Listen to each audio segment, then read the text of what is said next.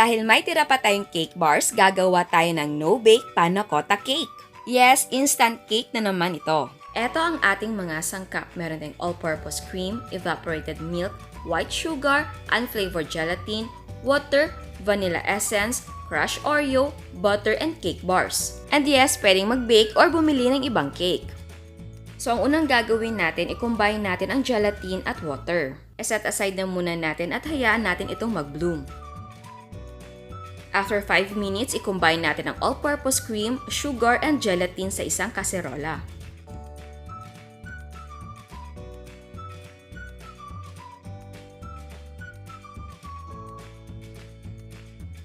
Tapos, buksan natin ang apoy.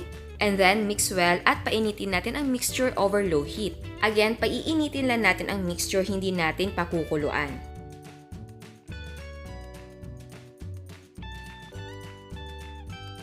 At kapag mainit na, add evaporated milk and vanilla essence.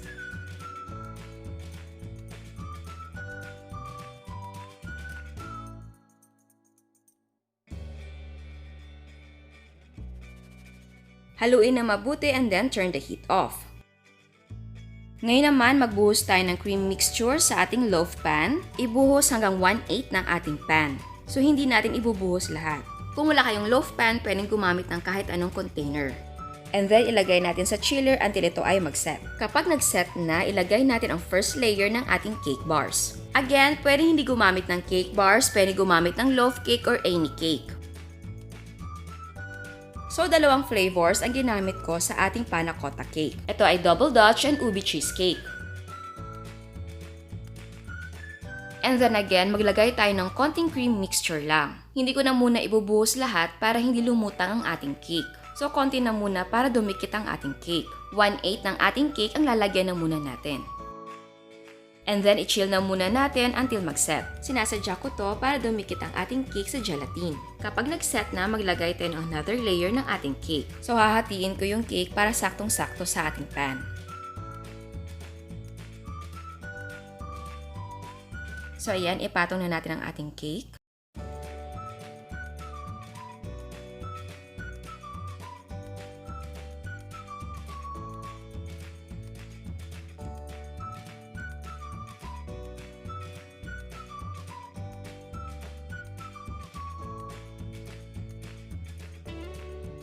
And then again, mag-add tayo ng cream mixture para dumikit ang ating second layer na cake. Kung one whole na cake ang gagamitin, once ka lang magpapadikit ng cake.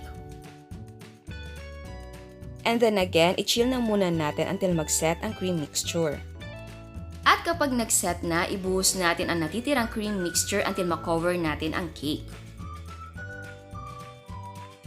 Ilagay sa chiller ulit until mag-set. Ngayon naman, gawin natin ang crust. I-combine natin ang crushed Oreo and melted butter. Ang paglalagay ng crust ay optional.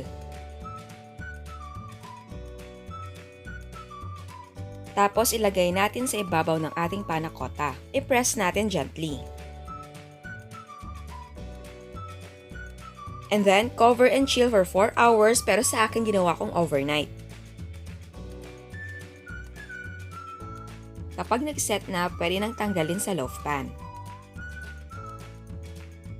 Mag-slide tayo ng knife sa gilid pero sa edge lang.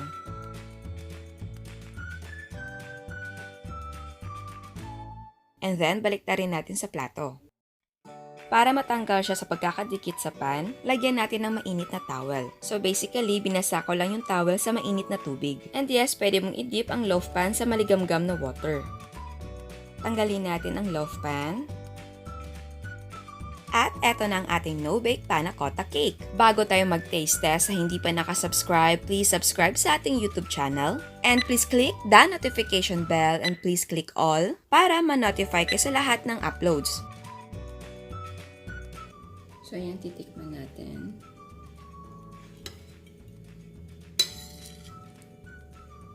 Oops. Ang lambot.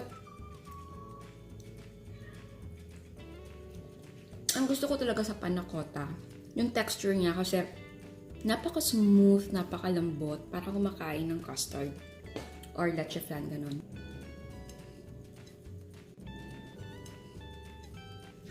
And And maganda yung combination nila ng cake natin.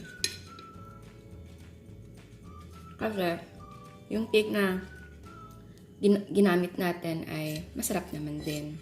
So, again, pwede kang gumawa ng sarili mong cake. Pwede kang mag-bake or mag-steam ng cake. Huwag mo na siyang gawing bars. Kasi, ano lang, parang i-cut mo lang siya na para maging, alam mo yung para nasa gitna yung cake ninyo tapos cover nyo na ng panna cotta. So, huwag mo na siya i-cut into bars. Ito lang kasi, nagkataon na binili natin cake ay bars na. Ang sarap niya, promise. Gustong gusto ko. Napaka-comforting nung dating na. Hindi nakakaumay. Tapos yung crust na ginawa natin, ay, bagay naman. Again, yung crust ay optional lang. So, pero sarap. Kasi, alam nyo, itong panna cotta natin, ito ay napaka-basic lang. Walang masyadong arte. So, pwede siya sa kahit anong combination. Cake or fruits, pwede. Ito, sarap. Sarap talaga. Pwede nga, chocolate cake lang. Talagang loaf of chocolate cake lang gawin mo. Kung gusto mo ibang flavor. Pwede gumawa ng ube or strawberry, mango, ganun. Talaga.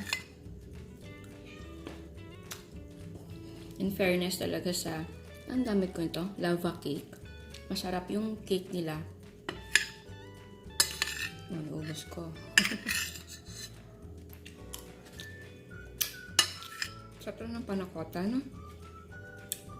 Iba kasi ang gelatin at gulaman. Ang gulaman kasi may talaga siyang firm na texture. Ang panna cotta kasi napaka-smooth, napakalambot. So, ayan, siya na nagustuhan nyo. Ciao! At eto ang mga prices. Ang total cost ay 185 pesos. Again, ang mga prices ay magdidepende kung magkano ang mga presyo ng sangkap sa inyo. At bago ako magpaalam, meron another dose of inspiration. Eto ang brownies ni Miss Mary. At meron siyang cheesy maha.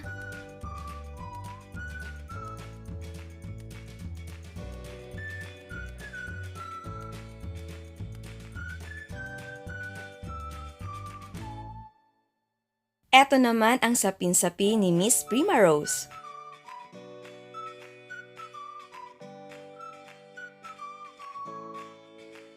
Meron siyang ube biko, kutsinta,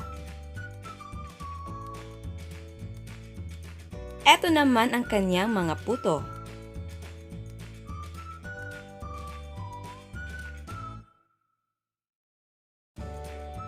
Ensaymada,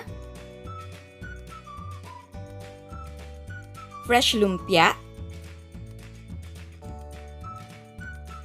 palabok, atsara, coffee jelly,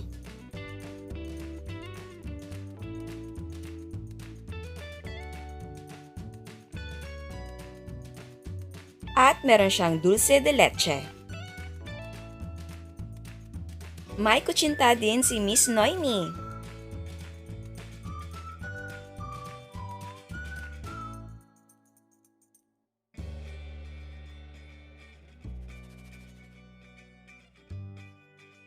At eto naman ang kanyang mga cakes.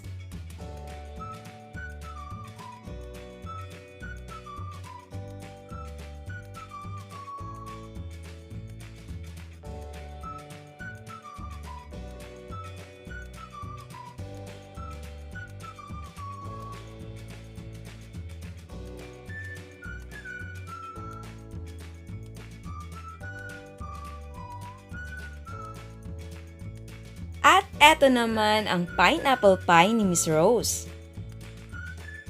Again, salamat sa lahat na nagpapadala ng mga photos. September na! Busy na ba kayo? Marami na ba mga pre-orders? Nako, mag-warm up na kayo, ihanda na ang katawan ninyo kasi magiging busy kayo dahil malapit na ang Pasko. Kaya sa mga hindi pa nakasubscribe, please subscribe sa ating YouTube channel and please click the notification bell and please click all para ma-notify kayo sa lahat ng uploads. And please don't forget to like our Facebook page and follow us on Instagram. Thank you!